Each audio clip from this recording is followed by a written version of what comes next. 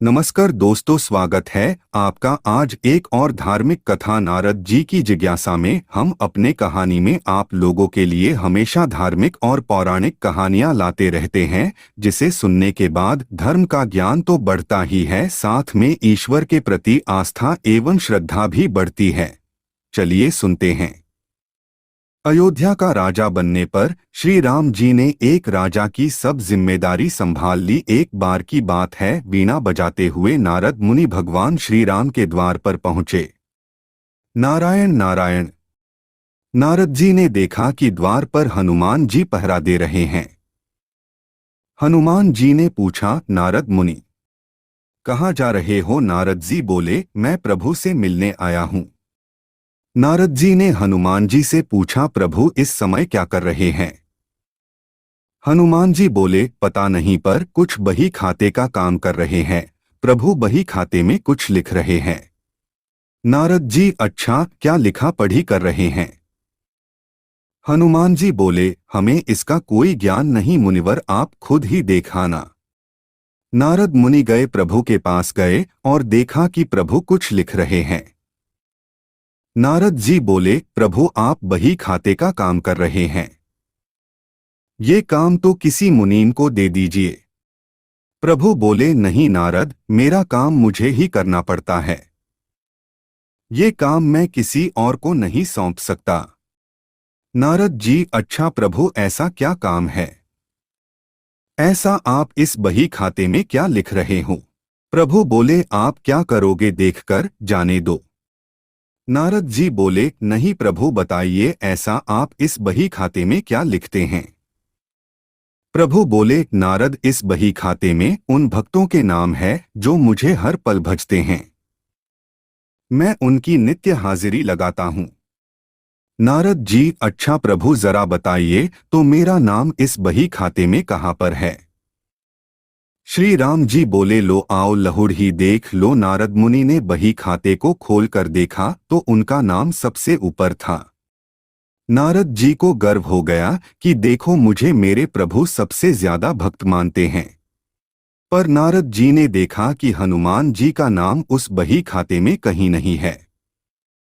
नारद जी सोचने लगे कि हनुमान जी तो प्रभु श्री राम जी के खास भक्त है, फिर उनका नाम इस बही खाते में क्यों नहीं है? क्या प्रभु उनको भूल गए हैं?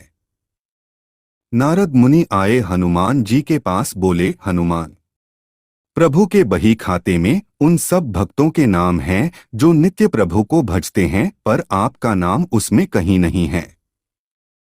हनुमान जी ने कहा कि मुनिवर, होगा, आपने शायद ठीक से नहीं देखा होगा।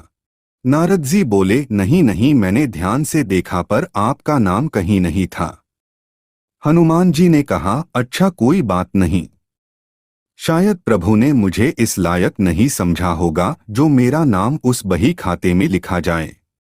पर नारद जी, प्रभु एक अन्य दैनंदिनी भी रखते हैं, उसमें भी वे नित्य कुछ लिखते हैं।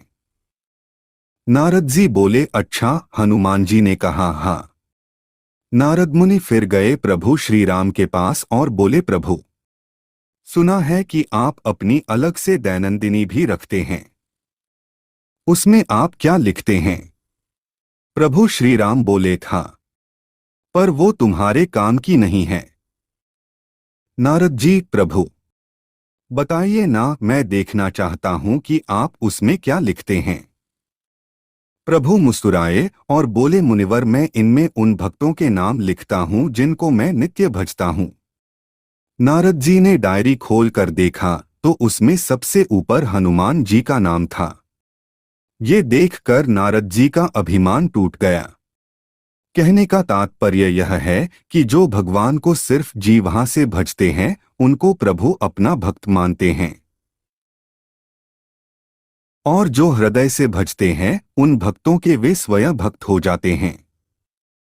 ऐसे भक्तों को प्रभु अपनी हृदय रूपी विशेष सूची में रखते हैं। इस धार्मिक कथा नारद जी की जिज्ञासा से सीख। आप प्रभु को माने या ना माने, भले ही ईश्वर पर आपकी आस्था ना हो, फिर भी आप अगर अपने जीवन में निस्वार्थ भाव से अच्छे कर्म करते हो, ईमानदारी रखते हो, ईमानदारी से जिम्मेदारियों को निभाते हो, तो ईश्वर ऐसे लोगों पर अपनी कृपा सदैव बनाए रखते हैं। यह धार्मिक कहानी आपको कैसी लगी कमेंट करके जरूर बताना। इन धार्मिक कहानियों के माध्यम से हम आप तक वो ज्ञान की बातें लेकर आते हैं जो जीवन में बहुत काम आती है।